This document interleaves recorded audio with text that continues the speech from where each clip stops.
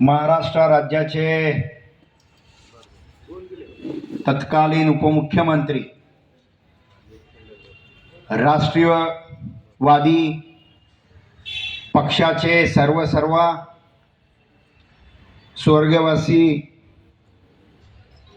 अजितदादा पवार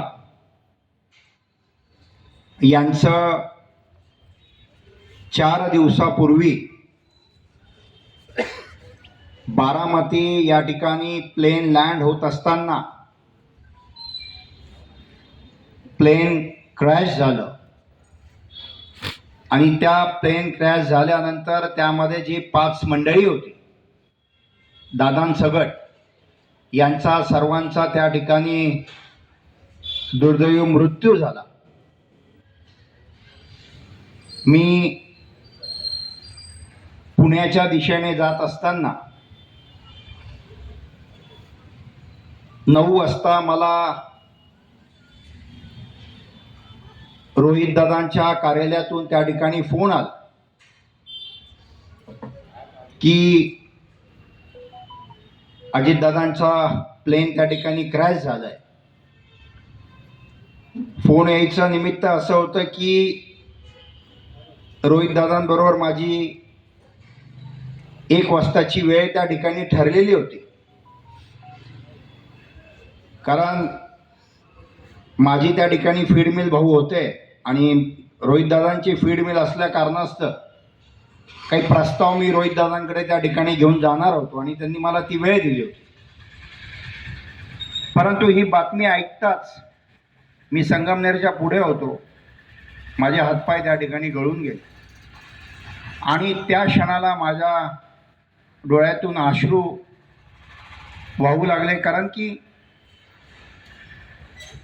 इतकं उंद नेतृत्व, जरी पक्ष जरी वेगळा असला परंतु त्यांच्या कामाची पद्धत बघून, त्यांचा तो वेळेला आदर करण्याची पद्धत बघून, विरोधकाला देखील त्या ठिकाणी आपल्यामध्ये समाविष्ट करून त्याला आपलंसं करून कुठलाही भेदभाव न करता त्या ठिकाणी प्रत्येकाचं काम करण्याची जी पद्धत मी अतिशय जवळून त्या ठिकाणी बघितली आहे.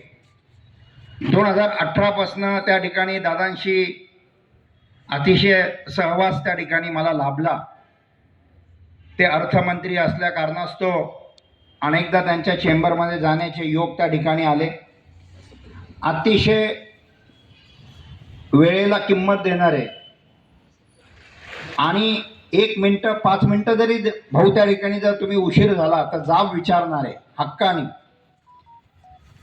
आणि सकाळी 6 वाजेपासून जी कामाची त्यांची पद्धत, कामाची सुरुवात, प्रशासनावरती असलेला त्यांचा दांडगा असा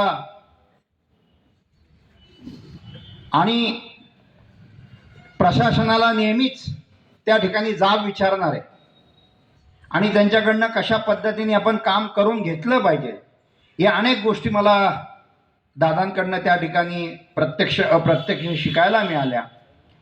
आणि मी खरंच सांगतो की मी त्यांचा फार मोठा फॉलोअर होतो. मी नेहमी कुठलंही कार्य करत असताना किंबहुना प्रशासनाबरोबर त्या ठिकाणी संवाद साधत असताना मी नेहमी अजितदादांना त्या ठिकाणी डोळ्यासमोर ठेवून मी नेहमी प्रशासनामध्ये काम केलेलं आहे. आणि कधी न भरून निघाली पोकळी या महाराष्ट्रामध्ये निर्माण झालेली आहे. या महाराष्ट्रामध्ये पूर्वी आपण 3 एक्के त्या ठिकाणी गमावले आणि त्याच्यानंतर दादांच्या रूपाने हा खरा हिरा या महाराष्ट्रातून निघून गेला. 2 दिवस मी बारामतीमध्येच होतो. हॉस्पिटलमध्ये देखील मी त्या ठिकाणी दादा आणि परिवाराच्या सहवासामध्ये त्या ठिकाणी होतो. आणि ज्या पद्धतीने स्वर्गीय विलासराव देशमुख साहेब गेले, ज्या पद्धतीने स्वर्गीय गोपीनाथ मुंडे साहेब गेले, ज्या पद्धतीने स्वर्गीय आर आबा गेले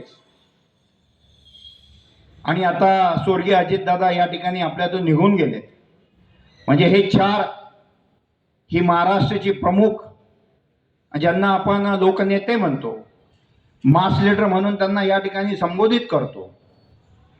अनेक लाखो कार्यकर्ते, करोडो कार्यकर्ते या ठिकाणी दादांना आणि या मंडळींना एक आदर्श मानत होते. भविष्यात माझ्यासारख्या कार्यकर्त्याला हा प्रश्न पडला की आता आदर्श म्हणून कोणाकडे बघायचा, कारण माझ्या तरी हयातीमध्ये मला असं वाटतं असं नेतृत्व पुन्हा जन्माला येणे नाही.